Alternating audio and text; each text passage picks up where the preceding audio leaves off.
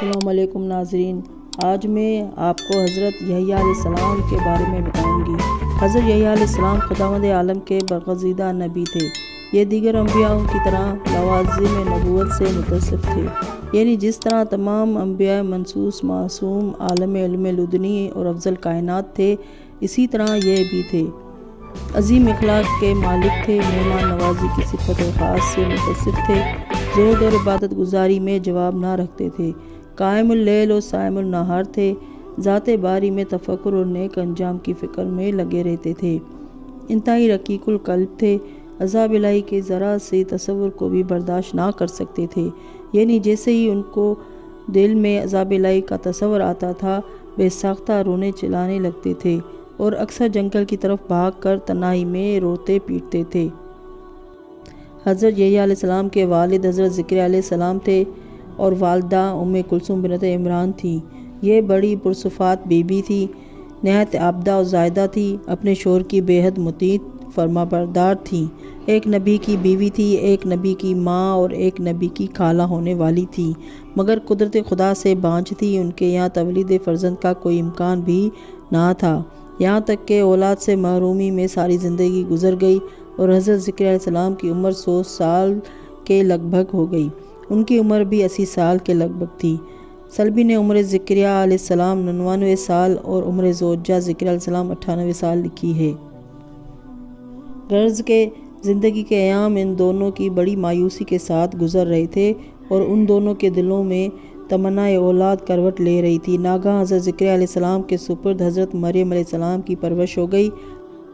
حضرت مریم علیہ السلام کو چونکہ خدا نے معصوم بنایا تھا، ان کے بطن سے ایک عظیم نبی کو پیدا کرنا تھا، لہٰذا ان کے ساتھ قدرت نے بڑے خصوصیات برتے، جن میں ایک یہ خصوصیت بھی تھی کہ ان کے پاس بلا فصل کے میوے آیا کرتے تھے۔ ایک دن حضرت زکریا علیہ السلام نے دل میں سوچا کہ وہ خدا جو ہمارے خاندان پر اتنا مہربان ہے کہ جنت سے میوے منگوا کر ہمارے گھرانے کی ایک لڑکی کو دیتا ہے، تو وہ یقیناً ہم پر اس وقت ضرور کرم کرے گا جب ہم اس سے اپنے بڑھاپے اور بیوی کے یتیم ہونے کے باوجود اولاد کی درخواست کریں گے۔ چنانچہ کمال مایوسی کے باوجود انتہائی طور پر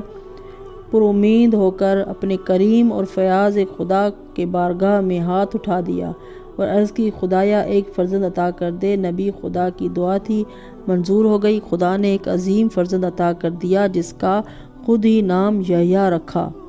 مورخین کا بیان ہے کہ حضرت یحییٰ علیہ السلام کے پیدا ہوتے ہی فرشتے انہیں آسمان پر لے گئے، انہیں وہاں پر غذا سے سیر کیا، پھر واپس لائے اور ان کو ان کے باپ کے حوالے کر دیا۔ وہ جس گھر میں رہتے تھے وہ ان کے چہرے کے نور اور ان کے حسن و جمال کی وجہ سے روشن رہتا تھا۔ یہاں یہ امر قابل ذکر ہے کہ حضرت یحییٰ علیہ السلام کی ولادت سے جہاں ماں کا دل ٹھنڈا ہوا، باپ کو انتہائی مسرت ہوئی، وہاں ان کی اولاد سے خداوند عالم نے بھی تصدیق عیسیٰ علیہ السلام کا فائدہ اٹھایا، یعنی اس نے ان کی ولادت کے فوائد میں ایک فائدہ یہ بھی مضمر رکھا تھا کہ ان سے حضرت عیسیٰ علیہ السلام کی تصدیق کرائے۔ چنانچہ قرآن مجید میں ہے کہ ان اللہ یبشرک بیحییٰ مصدقا بکلمۃ من اللہ، اے زکریا علیہ السلام، خدا تم کو یحییٰ علیہ السلام کے پیدا ہونے کی خوشخبری دیتا ہے، جو کلمۃ اللہ عیسیٰ علیہ السلام کی تصدیق کرے گا اور لوگوں کا سردار ہوگا، عورتوں کی طرف رغبت نہ کرے گا اور نیکوکار نبی ہوگا، کیونکہ تصدیق عیسیٰ علیہ السلام حضرت یحییٰ علیہ السلام کا ایک فریضہ قرار دیا گیا تھا، اسی لیے انہوں نے ہر منزل پر تصدیق کی تھی اور اس تصدیق کی بنیاد اس وقت ڈالی تھی جبکہ بطن مادر میں تھے۔ ایک روایت میں ہے کہ جب زکریا علیہ السلام نے حضرت مریم علیہ السلام کے حمل ظاہر ہونے کے بعد انہیں اپنی بیوی کے پاس بھیجا تو حضرت یحییٰ علیہ السلام نے بروایت آواز کے ساتھ اور بروایت اپنے جسمانی عمل کے ساتھ اپنی ماں کو حضرت مریم علیہ السلام کی تعظیم کے لیے کھڑا کر دیا تھا۔ مطلب یہ تھا کہ خدا نے مریم علیہ السلام کو معصوم اور ان کے بطن میں موجود فرزند کو نبی بنایا ہے، اور نبی بھی ایسا کہ جسے ازدواجی سلسلہ کے بغیر اپنے امر خاص سے بطن مریم علیہ السلام میں قائم کیا ہے۔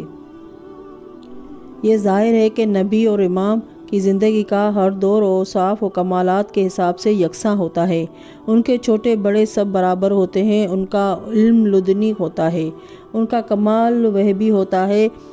انہیں دو فطرت میں عہد نبوت امامت سے سرفراز کیا جاتا ہے۔ جب بطن مادر میں ہوتے ہیں تو نبی ہوتے ہیں، جب آغوش مادر میں آتے ہیں تو نبی ہوتے ہیں، عہد نابالغی میں بھی نبی ہوتے ہیں، عہد بلوغ و جوانی میں بھی نبی ہوتے ہیں، بڑھاپے میں بھی نبی ہوتے ہیں، مرنے کے بعد بھی نبی یا امام رہتے ہیں۔ علامہ مجلسی، علامہ سلبی، علامہ ہروی لکھتے ہیں کہ حضرت یحییٰ علیہ السلام کی عمر جب 4 سال کی ہوئی اور آپ کے ہمجولیوں آپ کو کھیل کود کے لیے بلانے آئے تو آپ نے فرمایا کہ میں کھیل کود کے لیے نہیں پیدا کیا گیا اور نہ کوئی بھی اس مقصد کے لیے خلق ہوا ہے، خدا کو یاد کرو جس نے ہمیں پیدا کیا ہے۔ تواریخ میں ہے کہ حضرت یحییٰ علیہ السلام 4 سال کی عمر میں حافظ توریت ہو گئے تھے، اور جب آپ کی عمر 10 سال کی ہو گئی تھی تو آپ باقاعدہ تبلیغ دین کیا کرتے تھے، احکام شریعت لوگوں تک پہنچایا کرتے تھے۔ ان کا قاعدہ تھا کہ بڑے بڑے اجتماع میں کھڑے ہو جاتے تھے اور تبلیغ فرمایا کرتے تھے اور لوگوں کو اللہ کی طرف آنے کی دعوت دیا کرتے تھے۔ امام سلبی لکھتے ہیں کہ حضرت یحییٰ علیہ السلام بڑے خوبصورت تھے، ان کی آنکھیں بڑی تھیں، ناک لمبی تھی، دونوں بھویں ایک دوسرے سے ملی ہوئی تھی، ان کے جسم میں بال بہت کم تھے، انگلیاں چھوٹی چھوٹی تھیں، ان کی آواز بہت باریک تھی، وہ بڑے غیرت مند طاعت باری میں بے انتہا مستمد تھے، وہ اللہ تعالیٰ کی اطاعت اور اس کی عبادت کے میدان میں تمام لوگوں کے قائد تھے۔